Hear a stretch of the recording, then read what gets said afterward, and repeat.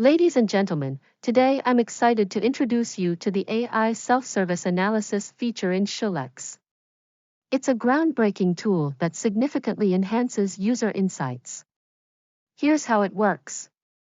Step 1. Select an analysis report and simply ask the AI a question. For example, you can inquire about the product size, whether it's too big, too small, or just right. Step 2. Shulex AI automatically searches through user feedback for relevant expressions that match your query. Step 3. It's your turn to spot check the results. If you find any inaccuracies, you can easily mark them as errors. And finally, the last step, based on your feedback, Shulex AI performs an additional search to gather all expressions related to the topic. This allows for quick identification of consumer feedback issues and opportunities.